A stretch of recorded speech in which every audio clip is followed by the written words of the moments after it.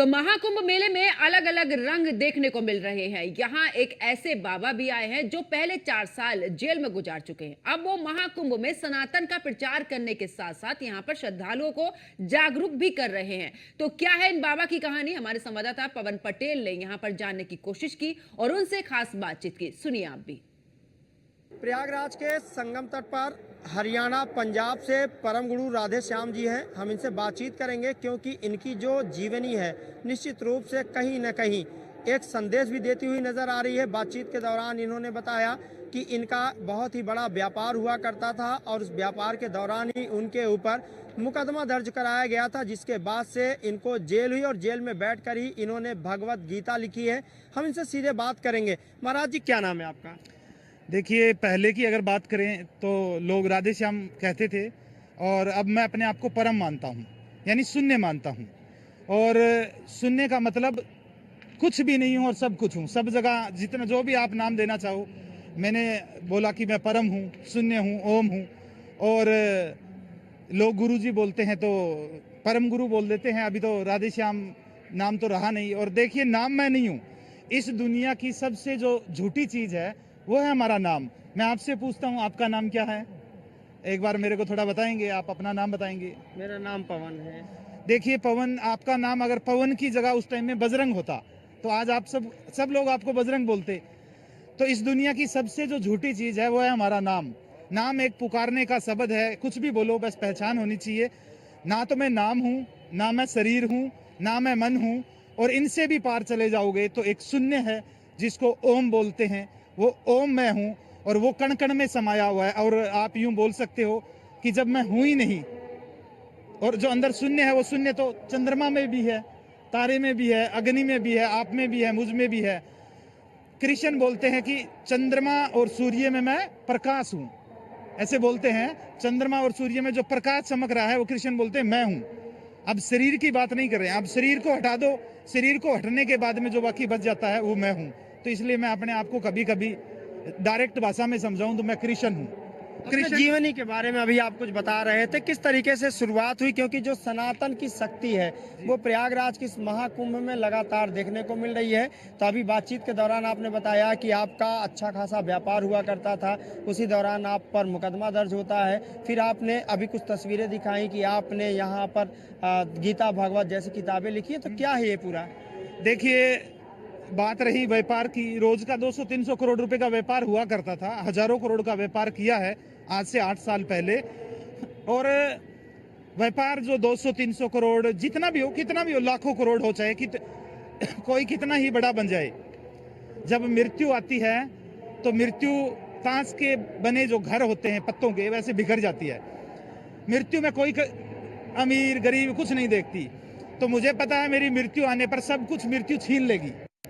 जो मृत्यु मुझसे छीन लेगी मैंने उसको पहले ही छोड़ दिया। ये धन दौलत मैंने उसको छोड़ दिया। मृत्यु एक चीज को नहीं छीन पाएगी, सत्य को और आत्मा को। तो वो मैंने अपनी आत्मा को पहचाना है और जो झूठी चीज असत्य थी उसको छोड़ के सत्य आत्मा पर आया हूँ।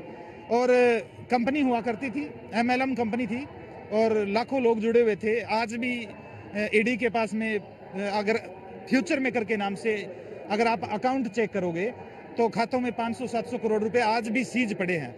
तो अब मुझे कोई मोह माया, अभी एक व्यक्ति था, अभी मैं जब आ रहा गुरुजी आशीर्वाद दीजिए, वो बोला 10 रुपए मेरे को दे रहा है। मैंने कहा ये रुपए छोड़ के तो मैंने ये किया है, तो अब ये रुपए रापे नहीं चाहिए भैया।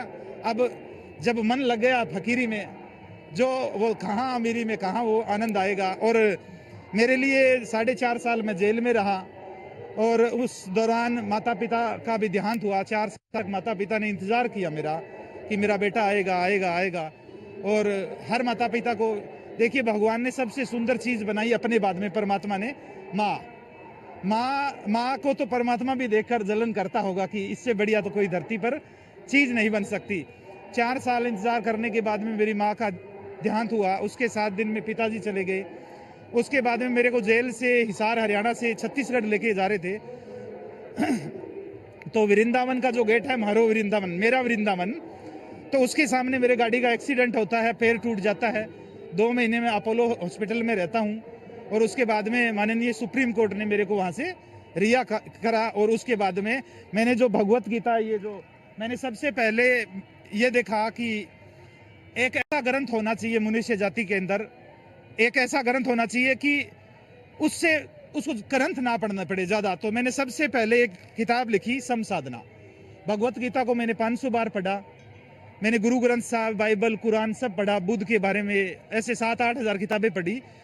समझ में नहीं आ रहा था, रोने लग जाता था। समाधि ध्यान में गया और परमात्मा ने मुझे बोध करवाया। फिर मेरे को गीता समझ में आई और गीता के बाद में मैंने पहली पुस्तक लिखी कि ध्यान का बड़ा महत्व बताया है। तो ये किताब लिखने के बाद में मेरे को लगा नहीं, ध्यान नहीं है, प्रकृति के 3 गुण है, वो भी मेरे को गीता से लिखने चाहिए। फिर 3 गुण लिखने के बाद में भी गीता का ये जो अद्भुत ज्ञान है, ये लिखने में मैं असफल रहा। फिर मैंने कहा मैं पूरी गीता लिखता हूँ। तो इसको लिखने में 5 साल लगे, 18 घंटे इसको लिखने में लगे। और ये गीता ऐसी नहीं है, मैं तो एक चैलेंज भी आप बोल सकते हो कि आप कोई भी गीता पढ़ लेना, कौन सी भी गीता पढ़ लेना, तो अध्याय 2 का जो श्लोक नंबर है 12, वो हम पढ़ते हैं, पढ़ के देखें उसके अंदर क्या क्या कहा है। आज तक जितनी भी गीता की टीका हुई है उसमें ऐसे कहा है कि कृष्ण बोल रहे हैं कि किसी समय में तू नहीं था, ऐसा भी नहीं है, किसी समय में मैं नहीं था, ऐसा भी नहीं है। यानी वो बोल रहे थे और रहेंगे, लेकिन ऐसा नहीं बोल रहे कृष्ण। इस संस्कृत के श्लोक को जब ट्रांसलेट करके देखोगे आप, हम चाहेंगे कि ये आप इसको सुनाएं और इसका मतलब भी बताएं। इसमें कृष्ण कह रहे हैं ऐसा नहीं है कि तू किसी समय में था, मैं था और ये राजा लोग थे, और ऐसा भी समय नहीं आएगा कि तू और मैं और राजा लोग रहेंगे, क्योंकि हम सब परम है। यानी कि अर्जुन जो बात कर रहे हैं कि भीष्म, द्रोण, कर्ण ये मर जाएंगे, लेकिन वो बोल रहे हैं ये तो रूप है, ये आकृति है, ये तो लहरें हैं। सागर में लहरें उठी है, थोड़ी देर पहले नहीं थी, थोड़ी देर बाद में नहीं रहेगी। इन लहरों के अंदर जो जल है वो पहले भी था, अब भी है और बाद में ही रहेगा, क्योंकि हम सब सागर है, यानी हम सब परम है। ये देखिए अनंत कोटि, आपने सुना है बचपन से, नीली छतरी वाला, नीली छतरी, ये जो आसमान जब देखोगे, ये देखो इधर से शुरू होता है, ऐसे ही छाता है ना, ये नीली छतरी है। इस नीली छतरी वाले की हम इस छत्र छाया में रहते हैं, ये भव सागर है। जैसे सागर में मछली रहती है, ऐसे ही संपूर्ण प्राणी इस भव सागर में, इस ओम में, इस शून्य में रहते हैं। आप ये सारे लोग हटा दो, पृथ्वी हटा दो, चांद हटा दो, तारे हटा दो, कुछ भी नहीं रहेगा। तो ये जो एक शून्य, ये खाली जगह, ये जो रहेगी, इसी के अंदर हम हैं। जैसे सागर में मछली, और इसको जो प्राप्त कर लेता है वो मुक्त हो जाता है। प्राप्त करने के लिए अब आप महाकुंभ में किस तरीके से लोगों को जागरूक कर रहे हैं, क्योंकि जो सनातन की शक्ति है वो हम लगातार देख रहे हैं, तो वही क्या सनातन की शक्ति आप लोगों में बांट रहे हैं, उसका ज्ञान बांट रहे हैं? जी, देखिए मैं लोगों को यूँ बोल रहा हूँ कि यहाँ पर आए हैं तो जो पाप है ना, पाप वो कभी शरीर नहीं करता, और यहाँ पर नहाकर जाएंगे कुंभ में तो शरीर ही धोके जाएंगे लोग। पाप कौन करता है? मन।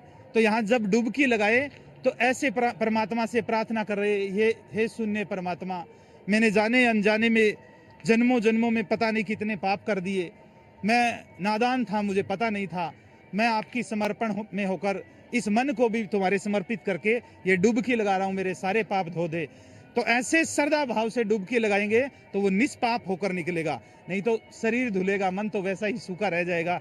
तो इसलिए मैं कहता हूँ कि आपको इस बार शरीर के साथ साथ में मन भी धोना, और मन धुल गया तो ये आवागमन की चक्की है, ये जो चक्कर है ये चल रहा है, ये बंद हो जाएगा। बूंद गिरेगी सागर में और खुद सागर हो जाएगी, यानी हमारी आत्मा मिलेगी परमात्मा में और खुद परमात्मा हो जाएगी। जय श्री राम। बिल्कुल, और यही वो तस्वीरें हैं जो लगातार दिखा रही हैं कि प्रयागराज के इस संगम की रेते पर किस तरीके से सनातन की जो शक्ति है, सनातन की जो धारा है, वो देश के कोने कोने से लाखों करोड़ों श्रद्धालुओं को अपनी ओर खींच रही है, अपनी ओर आकर्षित कर रही है। और इसी क्रम में हमारे साथ बातचीत करते हुए महाराज ने बताया कि किस तरीके से सनातन की शक्ति और सनातन के इस ज्ञान को लोगों के बीच में बांटा जा रहा है। वीडियो जर्नलिस्ट अमित साहनी के साथ पवन पटेल, न्यूज़ 1 इंडिया, प्रयागराज।